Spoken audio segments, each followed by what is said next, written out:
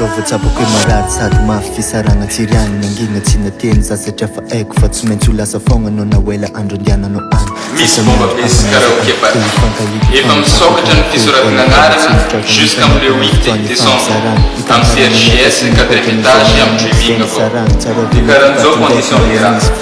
18h35 ho an'ny misy bomba be de 14h35 ho an'ny karaoke maroveziny loka zaraigna fa nikarikaraigna tamina fanisy am le 10 décembre casting éliminatoire ao amin'ny espace royal et amin'ny 23 décembre demi-finale ao amin'ny espace royal demi-finale zany ataontsika am le 30 décembre ke ho anao zay matsafateny sady tavy ny volo tavy ny volo de soratanariny zany anao amin'ny misy bomba be de ho anao ndraika zay hitanao fa tsara feo anao